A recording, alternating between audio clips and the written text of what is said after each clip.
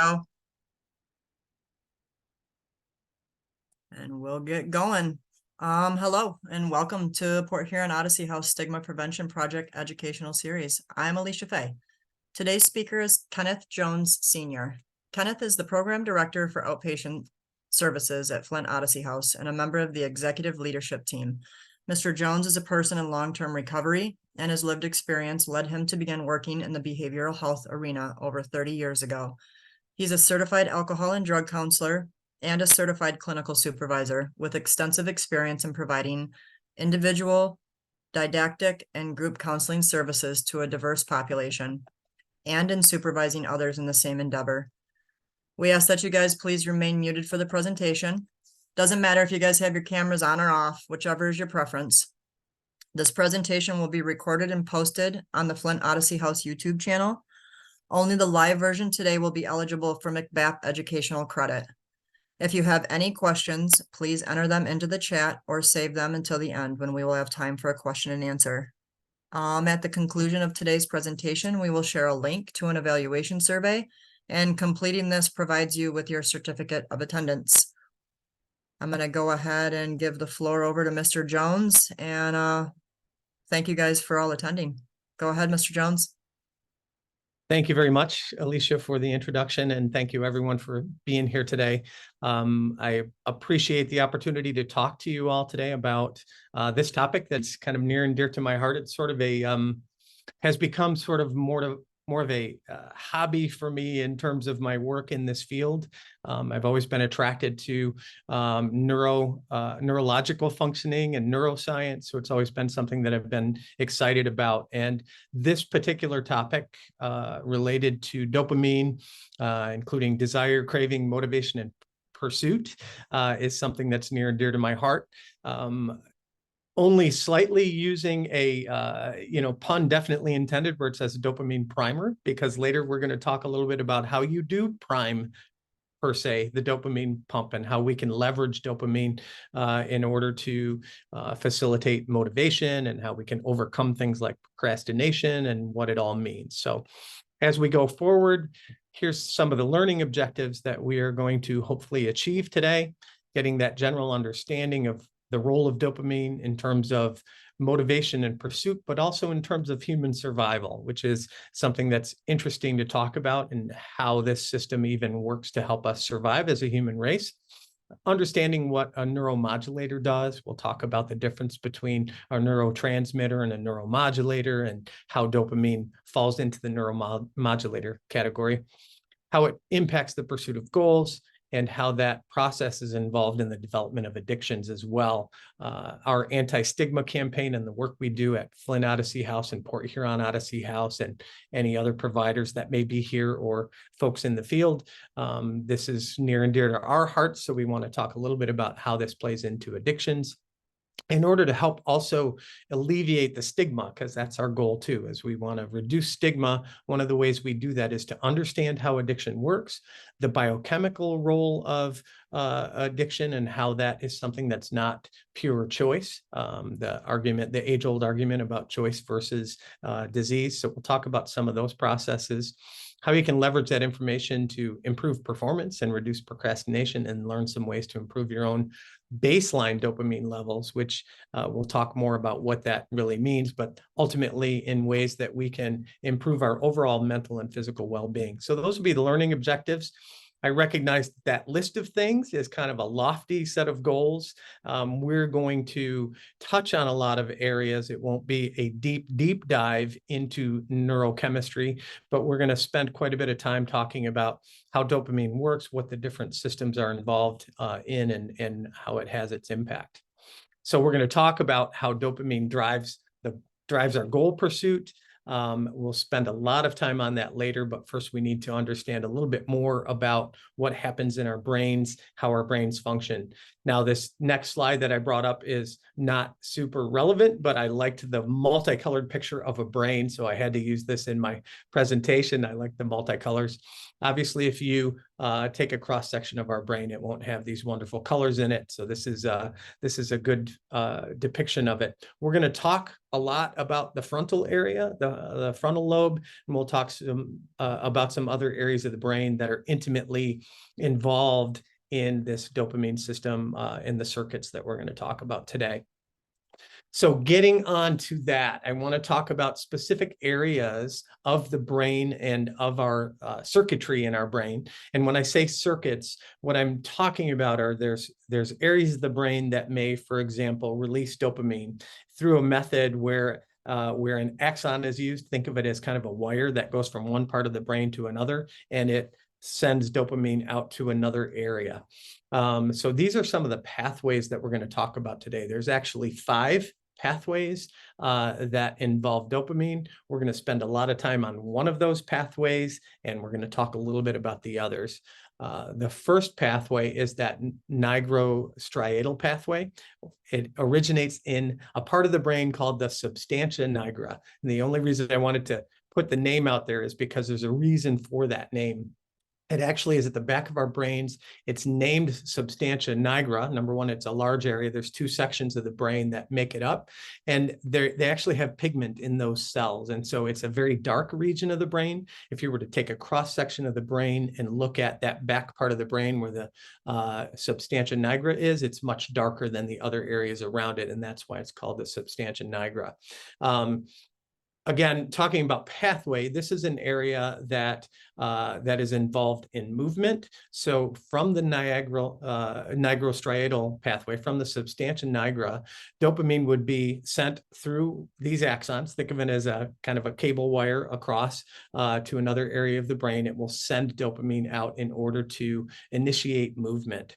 It is involved heavily in this idea of go, no go. So basically what we're talking about is it's a part of the brain that will initiate movement. If dopamine has originated from the substantial nigra to another part of the brain that says, hey, you need to walk across the room and go pick up that bottle of water that I'm looking at right now, that tells me to go and do that.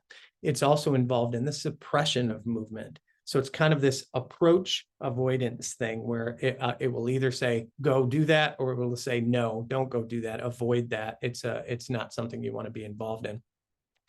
To a lesser extent, that area of the brain is also involved in cognition and reward, and therefore it does play a role in the addiction process that we're going to talk about a little bit later. So that would be the nigrostriatal pathway. The mesolimbic pathway involves that what's listed here as the VTA and NA. That's ventral tegmental area and nucleus accumbens. Again, none of these terms are things that you have to remember or are that important. It's just that the names themselves aren't important, but that ventral tegmental area and nucleus accumbens are super important in terms of where dopamine is sent through that pathway and what it's involved in. So it talks a lot to the hypothalamus, and I'm going to use terms like it talks a lot to them. Obviously, we're using that in a figurative sense. It will talk quite a bit to the hypothalamus, which is involved in basic needs for survival. So that hypothalamus area of the brain controls hunger pangs, for example, tells me when I'm thirsty. It lets me know that I need to go get some water. It also deals with motivating behaviors, including predatory defense. So it's involved in survival and fear processing. It's involved in drives for natural drives, such as drives for sex, drives for food, drives for water. So it's a very important function in terms of that limbic system, and dopamine is heavily involved there. Last one on this list, the mesocortical pathway, is the most important one we're going to talk about today, because it's an area where from that ventral tegmental area, nucleus accumbens, there's a projection of dopamine to the prefrontal cortex. That prefrontal cortex is something you might think of as the executive function part of the brain. It's our kind of control center. It involves decision making. The most important part of that decision-making is that it's context specific. What that means is that that portion of the brain will control things that I do in the privacy of my own home. In that context, there are certain things that are appropriate. When I'm at work, there are certain behaviors that are appropriate in the work setting that may not be appropriate in other settings. And so it controls that context. It lets me know that this is something that's appropriate for that.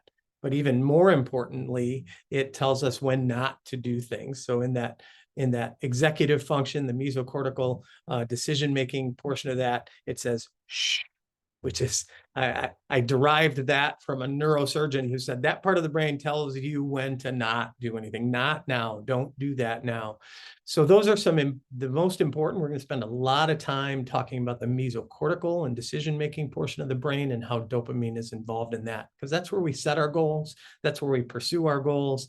That's also the place where we start to experience the reward for achieving our goals. There are two other areas that dopamine is important in. One I won't spend any time talking about. It's a long name and it's not, it doesn't have any function in terms of what we want to talk about today. The other I think is interesting because we'll talk a little bit about this pathway at the end of the presentation. That has to do with our eyesight. That has to do with our retina. So we have that neuroretina that actually is through the use of dopamine, this helps our eyes adjust to light. If it gets too dark, if it's too light, it is something that is controlled by dopamine release in that area. If you remember, our eyes actually extrude from the brain. They're actually a portion of the central nervous system. They're actually part of our brain until through development, they're extruded from the brain and they come out. So our eyes are almost a direct connection to the central nervous system.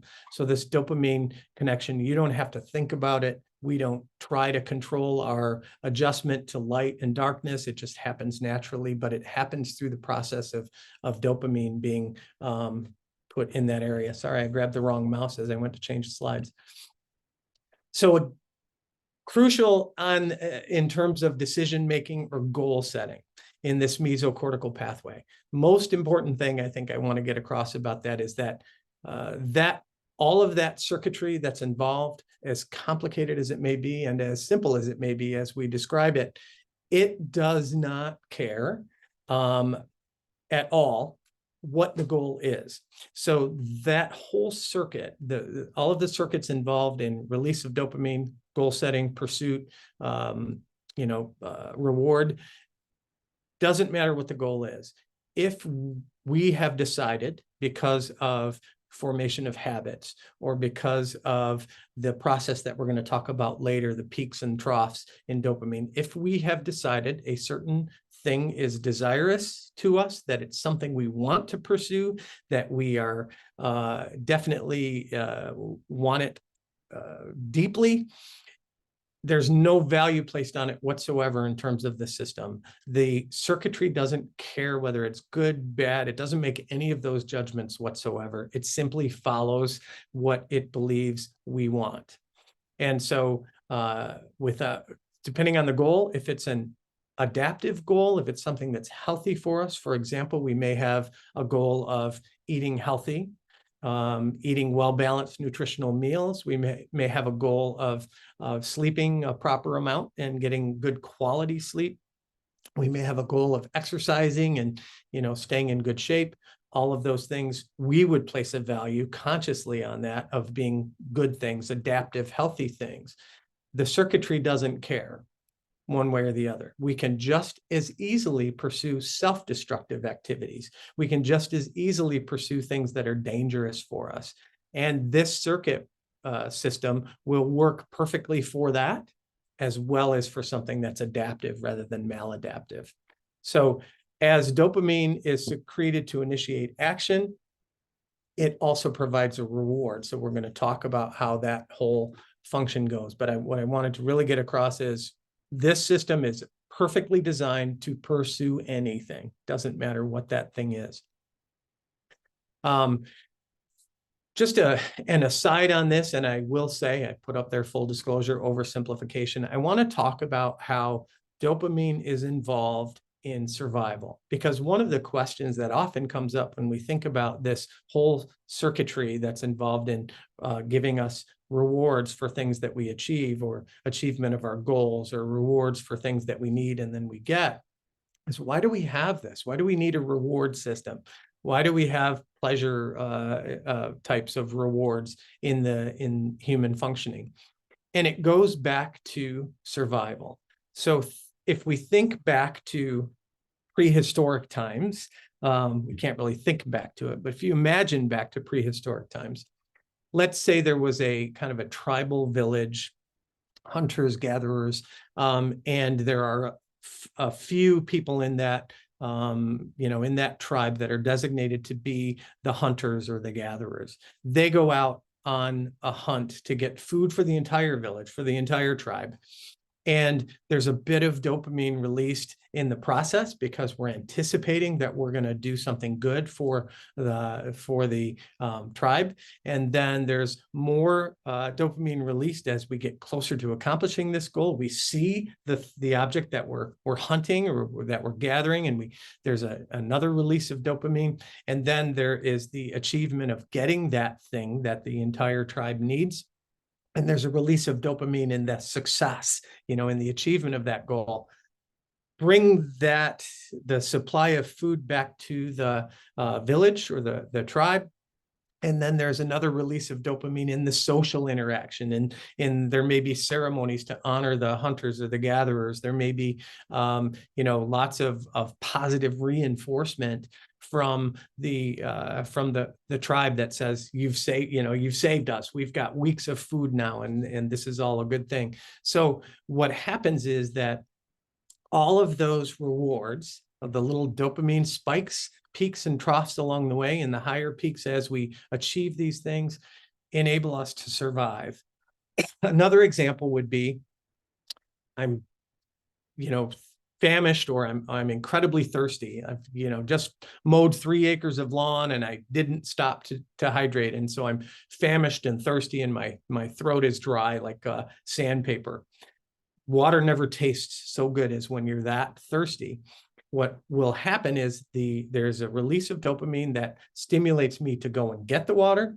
And then there is a higher release of dopamine as a reward for getting that water. You can see how it ties to survival. Without it, we may not repeat that behavior. So the design is perfect. The design is incredible in terms of how it causes us to want to repeat behavior, even procreation. Even if we look at our sexual activity dating back to the dawn of man and mankind, which I should say personkind now, I guess, but dating back to the beginning, without the rewards for it, we may not have even continued on as a human race. We would have potentially not gone through the work that's involved. Cravings.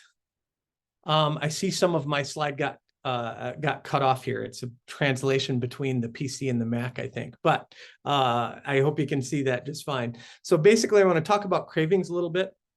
How the dopamine system will work is that if I sit here and I think about a particular item that I want, some food that I want, food that I brought for lunch today, if I think about that thing, there's a little bit of a spike of dopamine. We'll call that the peak, a kind of a mini peak of dopamine that is designed to kind of get me motivated.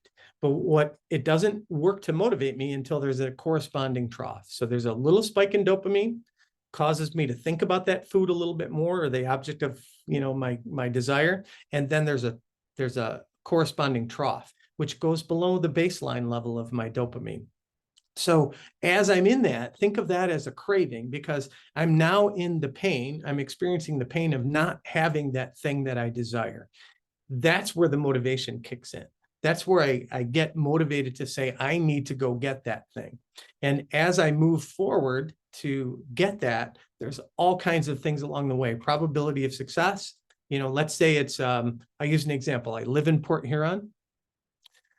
Anyone in the Port Huron area knows about the Raven Cafe. The Raven Cafe has this wonderful sandwich that I like to get sometimes. It's called I think it's Dragon's Breath grilled cheese sandwich. Okay, so I'm sitting there hungry. I'm thinking about this dragon's breath grilled cheese sandwich, my dopamine goes up a little bit, and then it troughs. So now I need to make my way to the Raven to get this grilled cheese sandwich. If I'm around the corner, if I'm around the block from there, the likelihood of achieving that is greater. I get a little bit of a higher spike in dopamine because I know there's a good chance that I'm going to get this thing that I desire. As I get closer and closer, we continue to get little spikes in dopamine along the way, getting me closer there. I round the block, I see the open sign is lit up. Now there's a really, really good chance that I'm going to get this sandwich, and the dopamine spikes again. I go in and order the sandwich. They have it. It's still on the menu. It's available. And then they bring it to me. Finally, I bite into that sandwich and I start to get that reward for the satisfaction based on my level of satisfaction for getting that sandwich. So all along the way, there are cues. So that would work if I was in Port Huron. Today, I happen to be in Flint. So now that I've talked about the Dragon's Breath grilled cheese sandwich that I really want right now, because it is kind of light at lunchtime after all, my chance of getting that Raven Cafe grilled cheese sandwich today is slim to none. So I'm not going to really get that much of a dopamine spike because there's no cues there that say there's a chance of success. Along the way, each time it looks like the chances go up and there's a confidence level that I'm going to get what I want, that dopamine will spike. If it becomes pessimistic because it looks like I'm not going to get it, then it won't spike as much and I'll end up with more of the trough. So it's a concept known as contingent learning. The amount of effort involved, the amount of time involved, all of the steps along the way become things that are contingencies that are stored in my brain that let me know next time what the process might look like. If it's easy, if it's quick, if the amount of effort and the reward is greater than the amount of effort, you can see how habits would be formed. So that's a bit about how cravings and cues work. So that along the way, my subconscious is being informed as to the likelihood of success. Either I'm confident or I'm pessimistic. The overall time it takes is factored into it. So let's talk about goals for a minute. If my goal is that simple grilled cheese sandwich, not a lot of time and effort would be involved in that, right? So it's not a huge goal. It's not a difficult goal. If my goal is a 4-year degree, that's a little bit different. That's going to take more time. It's going to take more effort, probably a lot more blood, sweat, and tears than getting the grilled cheese sandwich. And so it will take a lot longer period of time to get the reward if I see that the end goal is that degree. So the spikes and the troughs are going to be much lower in that sense until I start getting closer and closer to achieving that goal. And then I start to see those take place. I keep grabbing the wrong mouse. So when we're evaluating the goals subconsciously, all of this happens in that dopamine circuit and in our reward circuits. I'm evaluating this all along the way. So I want the success to be higher than the effort. That will cause me to go after that goal further. Now we're getting closer to a place where we can talk about how this hijacks our brain when we get into the addictive functions. So thinking about the process I just talked about, grilled cheese sandwich, whatever your favorite sandwich is, versus what happens with respect to addictive disease. So under normal circumstances, remember we talked about this reward system being linked to survival.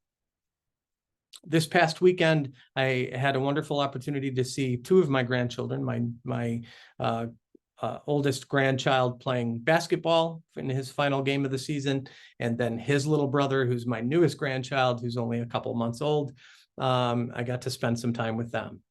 While I'm holding the baby and cooing with him, and he's smiling back in my face, I'm getting this little bit of a bump in dopamine. I'm getting those dopamine peaks. It's also an important level of survival. We need to have that connection with babies, with our children, in order for us to not want to not have children. So it makes us connect with that little human. So that's a slight increase. So even normal activities where it might be getting that sandwich, or it might be getting that, spending that time with children or grandchildren. It may be doing something we enjoy doing. It will increase dopamine above baseline by about a factor of 2. It's different for everybody. It varies from person to person, but on average, about a 2 times baseline increase in dopamine. Sexual activities, of course, a higher pleasurable activities can increase that dopamine release by 4 to 5 times. So we're getting to a point where you can see why that would be a behavior we'd want to repeat. Now, when we look at drugs of abuse, you can see the numbers up there.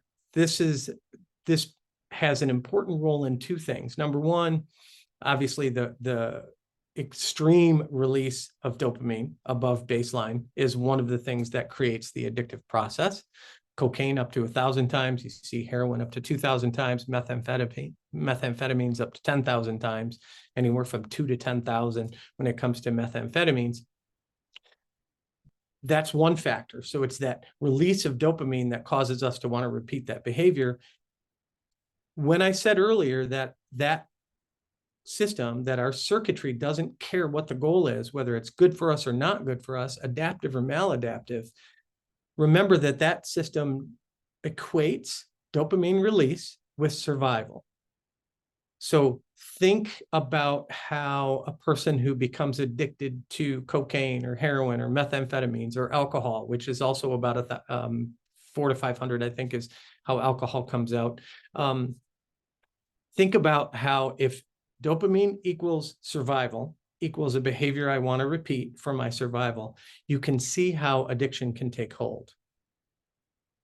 A word about addiction, as far as a very simple but adequate definition of addiction, is it's a progressive narrowing of things that bring us pleasure. What that means is that over time, sometimes a very short period of time, my cocaine habit or my heroin habit or my methamphetamine use disorder takes over everything else that's important to me, because nothing else can really compete with that, both in terms of, we'll call it amplitude, the height of the peak from the dopamine release, both in terms of that and the speed with which it comes. Remember, we talked about contingent learning. Well, what have I learned when I start using cocaine? With very little effort and certainly extremely little time, I get this huge bump in dopamine. My brain says, okay, we need that because this is equated to survival. So you can see how that begins to take hold. So that is where we'll lead into our discussion of peaks and troughs, which is really kind of the essence of the presentation today. Alesha, I see that there's something noted, a chat. I don't know if that's a question or. We got a question. Okay. Does the level of dopamine released with drugs begin to decrease with continued use? Yes, and so while the level may be the same, it continues to be, let's say, looking at cocaine, the 1,000 time, above baseline, the amplitude of that wave doesn't change, but the starting point changes. So when we talk about peaks and troughs over time, and we'll have a slide that will depict this, maybe even the next slide, I can't remember. You'll see that it begins to, while the size of the peak may be the same, because the starting point starts to be below baseline, it doesn't go as high. So we don't get the same high. It's that version of quote unquote chasing the dragon that we used to talk about in the 80s and 90s with freebasing. It's that concept defines the idea that that peak is still very high compared to where you started, but it's so far below baseline that you're not getting as high as you used to get. So even though that the amount of dopamine involved may be the same, the level of pleasure derived from it starts to dwindle over a very short period of time. Does that answer the question? Yes, thank you. Okay, thanks, Megan. And here's that. So over time, like a normal process we described where we start to desire something, we get a little bump of dopamine. Our brain says, hey, this is something that you want. So we're going to give you a little dopamine to get you motivated. And then there's the corresponding trough from that, which I've labeled as craving, because when we're below that baseline, once I'm below my baseline and normal level of dopamine, I experience the pain of not having that thing that I want, which motivates me to seek that desired result. So you'll see that dopamine level growing as I start to see it's possible I'm going to get my goal, and then I get the desired result and there's a reward. And then there is a dip, again, a trough afterwards that would be kind of like the aftermath, the letdown period. It might be taking that nap on the couch after a good Thanksgiving meal. Could be all of that. But then quickly, within an hour, typically for normal processes, within an hour, it's restored back to that baseline level. So I'm at a normal level of dopamine, which I don't know if I mentioned this at the beginning, but when I talk about a baseline level, we always have dopamine coursing through our system. We have a baseline level that's kind of our brain. One of the things that's really important to understand about our brain and really our bodies as a whole is that we want homeostasis. We want balance. It's one of the most important things in our bodies and our brains. We want balance. So whenever there's a big high, the brain starts to adjust things and wants to fix that to get us back down to where we're supposed to be. It overcorrects, we get below the baseline, and then we get back to the baseline. As you can see with the addiction process, starts off kind of the same with that desire and the craving, but then once we get that thing, that huge peak in a very short period of time corresponds with a huge trough, also in a very short period of time. And over time, and this is only like a couple of waves in, but you'd have to see maybe 10 of these along. Eventually what happens is it never gets back to baseline. We will get to a point in addictive disease where the use of the drug is not to get high anymore. The use of the substance or even the process addiction, whether that's in gambling addiction or another type of process addiction, we need the use of that just to get back to normal. So over time, what happens is I don't get high anymore. I may get a little bump, but what ends up happening is I just need that to feel normal. And my brain is saying, you need this to survive. So when we get to a point in addiction, and this is, I think, the important piece, one of the things that stigmatizes us as addicts, as substance use, having a substance use disorder, one of the things that stigmatizes us greatly is that we use the substance or engage in the process addiction to the detriment of all of the other important areas of our lives. So when people say, how could you possibly, leave your kids home alone and go out to cop dope? If you understand that your brain is saying, this is the thing I need to survive more than anything else, you'll understand how at that point, it's not about controlling that decision and saying, I'm gonna do the right thing here, because your brain doesn't make those connections at that point. It's been hijacked. So over time, we don't even get the pleasurable benefit the way we did in the past. It just is to feel normal.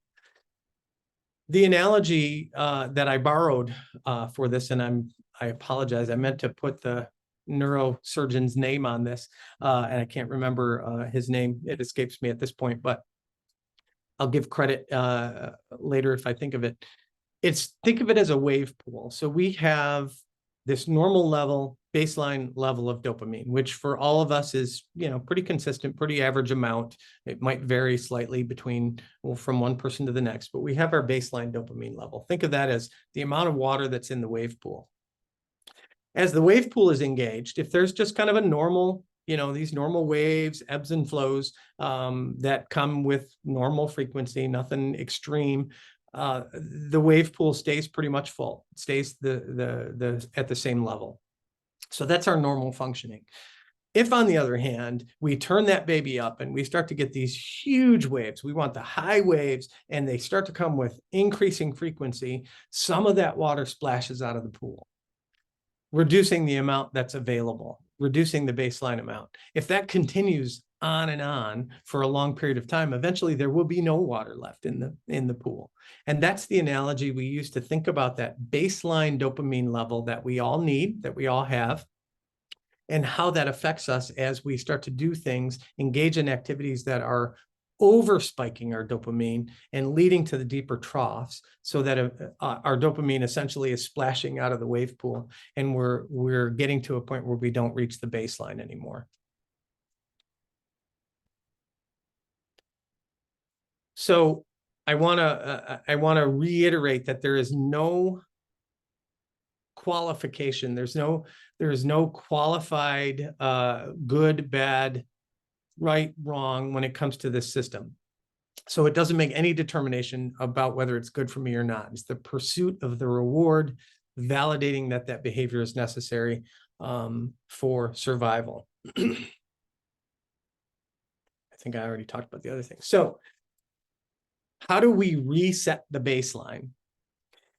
We have this baseline that works for us, that our system has developed as homeostasis for ourselves.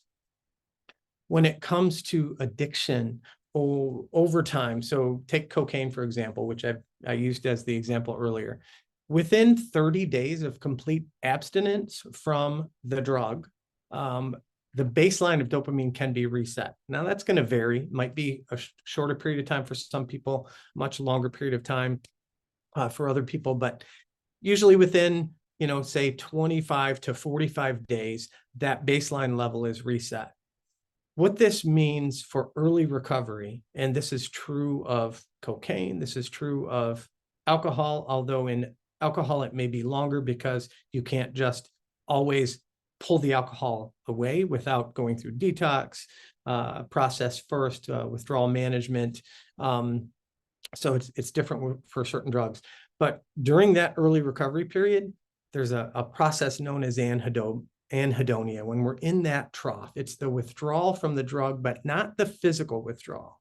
We're talking about a period of time where there is physical withdrawal. If you're addicted to cocaine, heroin, methamphetamines, alcohol, there's going to be a physical withdrawal. Once that physical withdrawal is passed, there is still a withdrawal process in the brain when it comes to the dopamine systems. So we're in this trough. It produces anhedonia. And what that means is I can't get pleasure from anything. It's like the world is gray. I'm getting no pleasure. There's no colors to anything anymore. Things that used to be pleasurable to me are just not. I can't get there because I'm so far below baseline. I'm deep in a trough of dopamine, a lack of dopamine. And therefore, even the things that would normally bring me pleasure just kind of, they don't get me there. And it takes that 20, 30, 45 days to even get to a place where I can start to go, hey, the sun's out today. And I get a little bump from the sun being out today. I feel good about that. Or I see somebody I haven't seen in a while and I get that little rise in dopamine. It takes a period of time to get through that. So you can see how in the early phase of recovery, a person needs a whole lot of support, because we're going to kind of have to do for them what they can't do for themselves in that early phase, and keep reminding them that, hey, this will pass. Yes, this is hard. This will pass, and get them through that first part. But it's very difficult. So when I talk about withdrawal, I'm not just talking about physical withdrawal. I'm talking about literal withdrawal of dopamine from the system that takes a while for that pool to fill back up during the early recovery phase. So here's what, and I know I've talked fast up to this point because I wanted to make sure and get all of the points in. Here's what we've talked about so far. I don't know if I defined the difference between a neurotransmitter and a neuromodulator, so I'll do that now. A neuromodulator is a neurotransmitter that has an effect on other neurons other brain cells and circuitry, it causes them to take action. So that's the difference between a neuromodulator and just kind of a messenger. So a neurotransmitter might be able to carry a message from one part of the brain to another or to another part of the body. And then it has this interchange with organs and things, while a neuromodulator actually leads to motivation, pursuit of goals and desires. It causes other neurons to either take action, as in suppressing things or initiating things. Dopamine levels rise in response to the perceived potential reward. So we start thinking about what that sandwich is going to taste like, how that water is going to be. We start thinking about what that degree is going to be all about. We start thinking about what I'm going to get from pursuing this thing that I have a desire for, and dopamine rises in response to that. And then there's the dips, where we get some troughs behind it, and through contingency learning, we learn those things that kind of bring the best bang for the buck. What are the things I can get with less effort, less longer, less period of time, get the good peaks. And again, those peaks are followed by troughs. So we've talked about how the baseline level of dopamine is diminished as a result of that.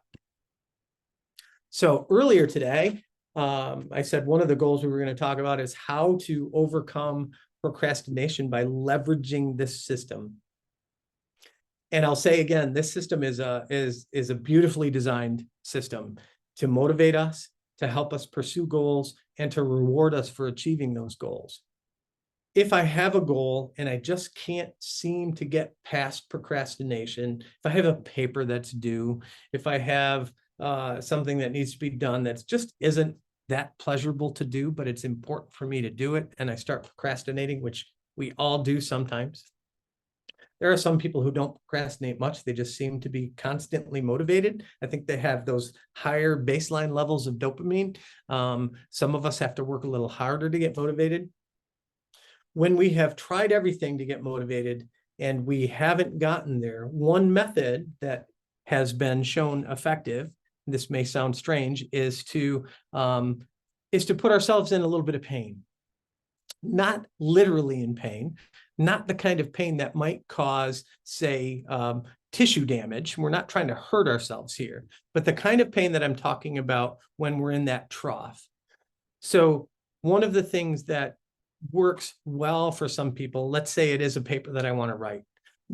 Sometimes what we do is we say, well, I'll do something else that's unpleasant and it'll make me want to go do that thing. I want to go write that paper. Let me go do the dishes, that 2 sinks full of dishes. That doesn't sound like fun. I'll go do that. Maybe that'll motivate me to do it. Or some people say, I really hate exercising, but I know I need to. So instead of running a mile, I'm just going to run 2 minutes today and 3 minutes tomorrow and 5 minutes the next day. And while sometimes you get results from that, it doesn't tend to work. People will say, well, I'm doing an activity that I hate even more than writing the paper. Why would I, this should work for me.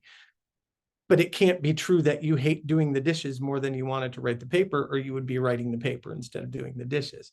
So one of the successful methods of overcoming this procrastination is to put ourselves in a bit more pain, so that we end up in a trough of that dopamine trough that leads us to pursue this goal that will bring our dopamine level back up. So some of the things that have been discussed and scientifically researched are here. There's more. We'll talk about more of that as we move forward, because these are also methods to increase the baseline level of dopamine. Deliberate cold exposure. You may have seen some commercials about that. You may have read some articles about that. What happens during extreme, sometimes not extreme, but deliberate cold exposure, up to the neck in very cold water or a cold shower. It's been documented as a way to increase levels of dopamine for upwards of 4 to 5 hours. So if I am putting off mowing the lawn, or I'm putting off writing that paper, sometimes what I can do is go take a 5-minute cold shower. Cold to the point of discomfort. When I say, we want to be uncomfortable, it activates that dopamine system. It puts me in a place where I'm going to get a little bit of a peak of dopamine and then a trough that leads me to a place of motivation. And then I can go write that paper. Sometimes that works. meditation. This sounds counterintuitive, but planning and executing time to meditate can be an effort that we don't want to engage in. It can be difficult to do. So if I set aside 5 to 10 minutes, I want to write this paper, or I want to mow the lawn, and I'm just not finding the motivation to do it, I'll force myself to engage in this discomfort of trying to meditate for 5 or 10 minutes. It might push me to a state of discomfort and increase dopamine levels because of it, as I then can pursue the other goal of the writing the paper, doing the lawn. A quick, intense workout can be difficult, can be painful, get our heart rate up super fast. We can, sweat and feel that intense workout. It can also combat procrastination, as it puts the body in a state of peak dopamine levels. Could be a 5-minute thing. We could, run vigorously in place for 5 minutes. We do a weightlifting thing, cardio burst. It motivates us to get moving. So there's ways that we can overcome procrastination by engaging in things that put us in a trough. And it, again, sounds very counterintuitive, but in order to drive motivation, we actually have to get below baseline. Once I'm below the baseline, it puts me in a place where it motivates me to move and get that dopamine level back up above baseline and get that peak going. Another important point here when it comes to things that we're going to talk about with respect to increasing our own baseline levels, natural baseline level of dopamine, is we want to avoid and be careful of things that they call stacking dopamine activities. So for example, if doing a workout increases my level of dopamine, I don't necessarily want to do a workout and consume 2 or 3 energy drinks or engage in other things that will lift my dopamine level up along with that, because as we stack it, both of them become less effective. Example, there was some good research study done on children and motivation and dopamine levels. So in this study, they took grade school children and just kind of let them do what they wanted during their free time. And they wanted to focus on kids who gravitated towards drawing or coloring or doing things with paper, crayons, pens, and pencils. And so they isolated those kids who got pleasure from doing that. It's something that they naturally enjoyed doing and naturally raised their dopamine levels. They felt good about drawing, and then just allowed them to do that. And then in the next phase, they gave them, started giving them high praise for it, and really just telling them how amazingly talented they were and how awesome their drawings were. And they started to see a corresponding, desire to do more of it at first. And then they added another piece where they started giving them gold stars, and they would put gold stars on these drawings for kids as they did this, did these drawings. And so they got the initial dopamine spike from an activity they enjoyed. They got high praise, which added more dopamine. And then they got the star for doing the beautiful drawing. And then that was another dopamine spike. What they found over time is that the kids stopped enjoying drawing. They didn't want to do it anymore. It just wasn't giving them the same, because of that stacking of dopamine levels. It just wasn't enjoyable to them anymore. Sounds cruel at the end, but I have good news that once they pulled away all of those extra dopamine stacking, over time, kids went back to enjoying it and getting that pleasure just out of the drawing again. But it really highlighted the fact that we give a lot of praise for, for people being special, or you're a super talented artist, or you're the best. And we give a lot of praise for that, when really what motivates people to continue to strive towards their goals is looking at giving kudos for the effort, looking at allowing people to explore what makes them feel good and what gives them pleasure themselves. And that is, I think, an important study in human nature. So over time, if I'm giving too many dopamine producing activities at one time, it has a counterproductive effect.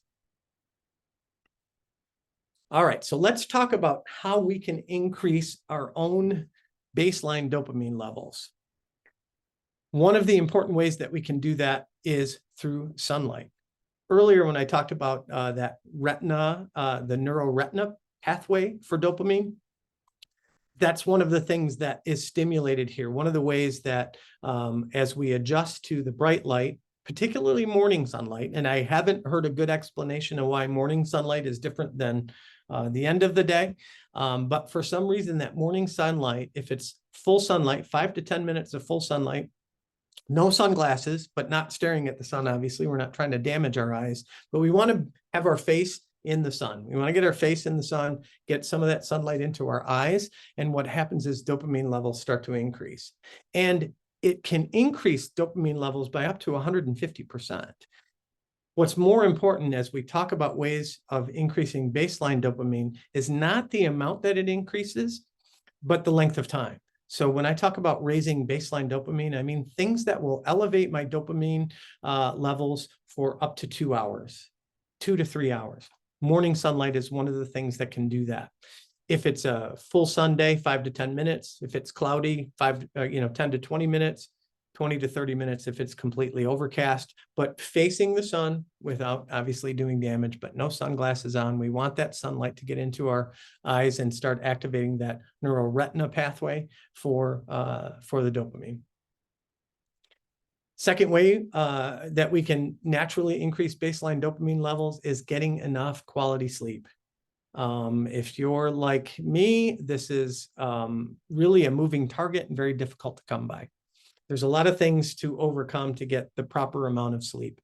You might talk about sleep hygiene. People say you want to turn off all the screens, within an hour before you go to bed, turn off the screens. Make sure that we're stopping our caffeine intake up to a certain amount ahead of the time we're going to go to sleep. And then we want to make sure that we have done all of the things through the day, proper nutrition, maybe some exercise that helps us get some restorative sleep.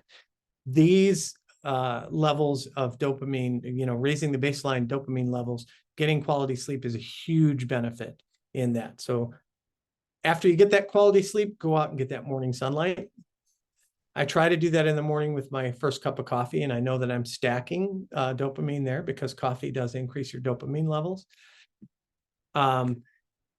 Aside from sleep, there's something called non-sleep deep rest. Some people, the acronym for that is NSDR, the abbreviation for that. It's also known as Yoga Nidra. Basically, it is deep rest without sleeping. There are some methods that you can use. There's some free, if you search for it on YouTube, there's some free services like 10-minute ones. There's some longer ones, but 10-minute non-sleep deep rest. It's not the same as meditation, but what it does do is it really spikes dopamine levels and keeps that elevated for a good 2 to 3 hours after non-sleep deep rest exercise. These are ways that we can increase our natural baseline dopamine levels. So we've got the morning sunlight, adequate rest and nutrition, non-sleep deep rest, and then there's this one that people sometimes go, I am not doing that. So it's not as extreme as it might look like, the ice bath there. It can be only 37 to 59 degrees early in the day for 30 seconds to 3 minutes. I will tell you from my own personal experience, it's something that you need to build a tolerance for. I don't have an ice bath like this. There's lots of them out there now that are, sterile, and they're self-cleaning, and they're, super cold ice baths that are incredibly expensive because it tends to be a popular trend right now. But I will use the cold in the shower for 2 to 3 minutes. And it truly works. It is, from personal experience, I can tell you for that first 2 to 3 hours after that, that cold exposure, deliberate cold exposure, everything is functioning much better. I'm thinking more clearly. I can feel motivation. I'm ready to take on the day. Some people shy away from this because it can be painful. I mean, jumping into an ice bath can be awful painful, but it increases your dopamine levels 150 to 200%.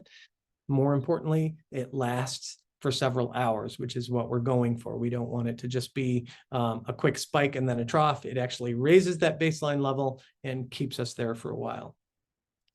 So the encouragement is, we can skip a day here and there, but really if we want to maintain a higher baseline level, we want to do some or all of these activities on a daily basis.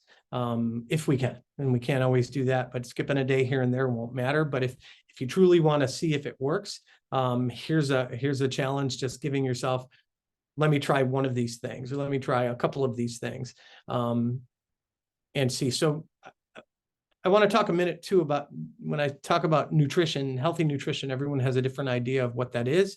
We're not talking about, is it vegan or vegetarian, or is it, should we do, no dairy? What we're really talking about is trying to derive as much as you can of the vitamins and minerals that you need from normal foods, from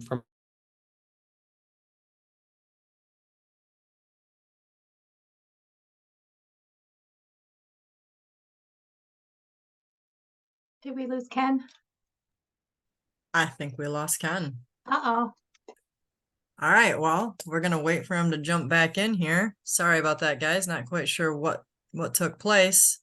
Hi, welcome. How's everybody doing today? Good to see you again. Yeah, you too. Thanks for joining, everyone. Appreciate that. I just seen his name pop back up. There he is. We got him. I lost my connection. Sorry. Hi. Was that all the way around, or was it just me? I believe it was just you, because I still have everybody on here. Well, to my knowledge, anyways. Holy moly. Welcome. Yeah, I don't know what happened, but we're kind of getting to that towards the end of it. So hopefully I can finish this up without collapsing my connection anymore. So as I was saying, with the nutrition portion, tyrosine is a natural substance that's used in building dopamine. And so we want to look at the opportunities for nutrition that includes, oh yeah, it's me, because it says my internet connection is unstable. So let's talk about what we've covered today in as briefly as I can, because I know about an hour talking about all this. We've talked about dopamine and related systems and how they're critical in supporting motivation and the pursuit of goals. Critically, we're not looking at whether it's good or bad, helpful or not, whether it's healthy for me or not. Our system doesn't care. If we say this is the goal we have, it's going to pursue it. However, whenever we decide that's going to happen over time, the addiction hijacks that wiring and takes over and makes us believe that the only thing we need to survive is that substance or process addiction.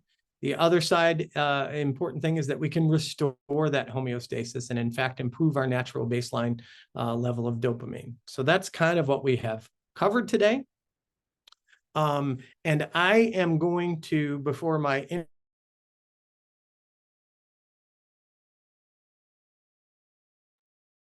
like he said, before his internet cuts out.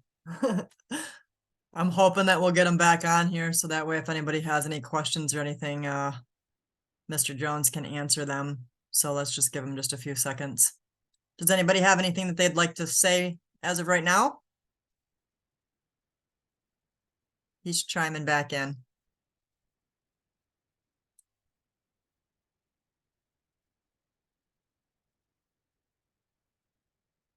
Got him. I was about to say I'm going to open it up for questions and answers and stop sharing the screen, which may be part of my problem as I look at potentially doing a different internet connection on my phone. But can you hear me okay now, Alesha? Yep, you're good.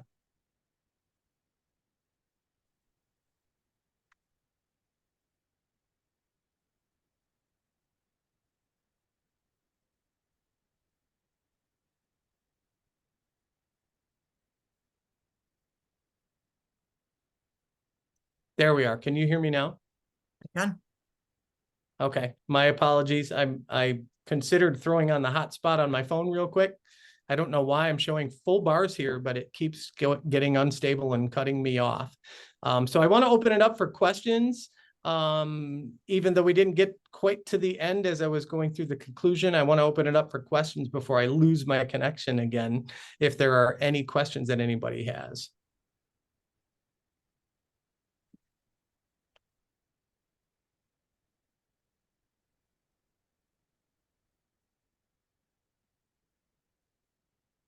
Can you see the chat, Mr. Jones?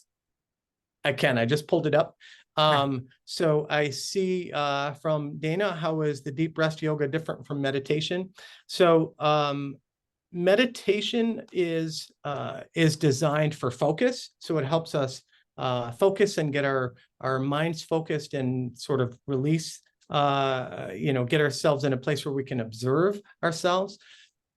Deep rest, non-sleep deep rest, is more of that deep relaxation of every part of the body and isn't necessarily designed for focus. It's designed to get a deep level of relaxation through all of our tissues, our muscles, our organs, and not necessarily designed for focus. So that's the difference between those two.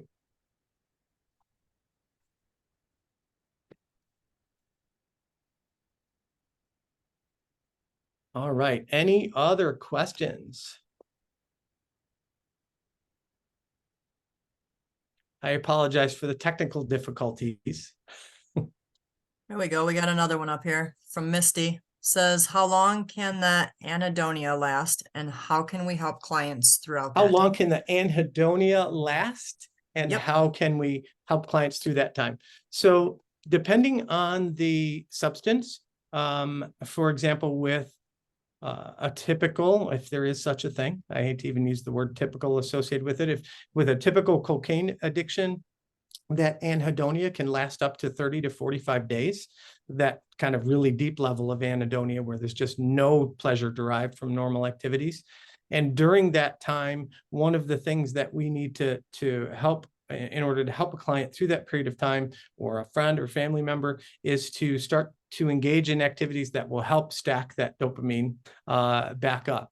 So connection with other human beings, connections with people who care, supportive activities like support group attendance, engaging in activities that they used to enjoy and helping pull them out of their that kind of shell and fake it till you make it sort of version of 12-step recovery. It's one of the reasons that we use fake it till you make it.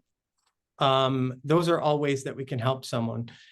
With a long-term methamphetamine addiction, that anhedonia can last a whole lot longer. And the scary thing is that it's not fully restorable for everyone. So some people with a very severe methamphetamine addiction may never reach a normal level of functioning in terms of that baseline of dopamine.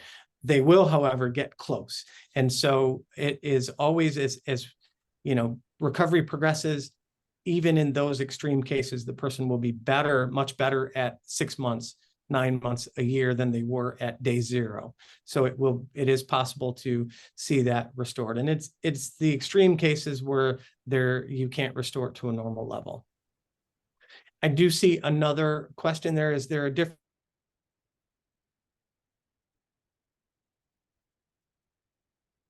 Ruh-roh.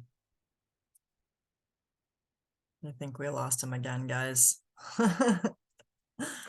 Oh, goodness. Good question, though. So, is there a difference in dopamine amount release in adolescents while their frontal lobe is continuing to complete growth? Does this also affect behaviors? He's chiming back in, so hopefully we'll be able to get this answered. There we go. It was going along so good for so much time, and now it's here we go. So there was a question, is there a difference in dopamine amount and release in adolescents while their frontal lobe is continuing to complete growth, and does this also affect behaviors? What a great question. Thank you for that. So a description of the adolescent brain, all gas, no brakes. And so, yes, absolutely. There's a big difference in how dopamine is released and why. So in an adolescent, what you're going to find is that the dopamine release is very much tied to high-risk behaviors. That's where that juice comes from. That's where we get the dopamine juices from high-risk behaviors. And so it's very different because the brains of an adolescent, it has not gone through that pruning process yet, where we're getting rid of some of that extra white matter that we don't need anymore, that we're going to get rid of the neurons and the connections that are no longer needed and get to the others. We used to say that would take up to, a person's 25, 26 years old. Some studies now show that it takes almost up to 28, 29, sometimes 30 years old before that brain reaches that level of proper pruning where all the connections are made efficient.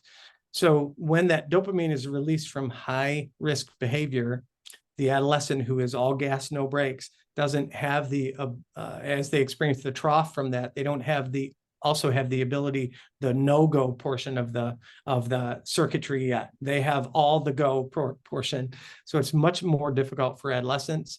And it affects their behaviors in dramatic ways in terms of, you may know right from wrong logically, and you might be able to verbalize that as an adolescent with that adolescent brain. However, being able to initiate the suppression of behaviors, much more difficult. So yes, there's a definite difference there. I hope that answered some of that question. And Megan, I see a question here. 2, would you suggest waiting for a client's dopamine levels to get back to baseline before addressing mental health concerns? I'm gonna punt that one to a yes and no. I would say in general, yes, because one of the things that often happens early in recovery is we see what appears to be the anhedonia can look a lot like depression. And so we start treating the depression, and it may be much too early to treat the depression in that first 30 to 45 days. So in that sense, we don't necessarily want to start treating it unless there's a very compelling reason, there's a risk level associated with not treating it. Of course, we're going to jump right in and treat it. But yes, I think waiting for some of that homeostasis to return is the better idea before addressing some of the mental health concerns that we might see, whether that's depression or anxiety, because it's affected by the same systems.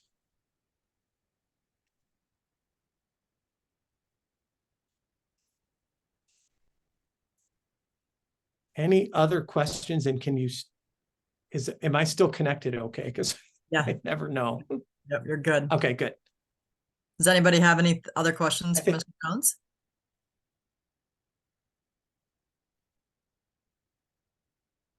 No, nothing? All right. Well, we're going to wrap it up then, Mr. Jones. Everybody okay with that? I want to thank everyone again for attending and participating. I apologize for my technical difficulties at the end here. Somebody kicked over the Wi-Fi or something. First and foremost, everyone, we want to thank you from Odyssey House for you guys coming out to support Mr. Jones, and thanking Mr. Jones for taking his time and energy and giving us all this education and knowledge. It was a great presentation, and we appreciate that very much. Just as much as we appreciate all of you for taking your time. I know we all have busy lives, so it's greatly appreciated. I'm going to put a survey link in the chat box right now. This is going to be a way for you guys to gain access to your training certificates. If you can go ahead and just please fill that out. It'll also, let Mr. Jones know how well his presentation was and what you guys learned from it. So super beneficial. And then also gain access, like I said, to your training certificate. These are ongoing monthly. The next presentation is going to be September 19th. And that is going to be from Nicole Hutchinson. And that is going to be SUD for hearing impaired, hearing loss in the deaf community. So there will be emails going out, flyers going out on social media. If you guys have any questions, you can also do Anti-Stigma at odysseyvillage.com. Don't hesitate to reach out to the office. We're at 718 Griswold Street here in Port Huron. Other facilities out in Flint and Saginaw, for the most part. Like I said, any questions at all regarding any of this, there's going to be a different presentation every month. So if you guys would like to attend, we would greatly appreciate that as well. So spread the word. And if there's anything we can do for you, please let us know. Overall, thank you guys. Super, super grateful. You guys all have a great day. Thank you again, everyone. Take care.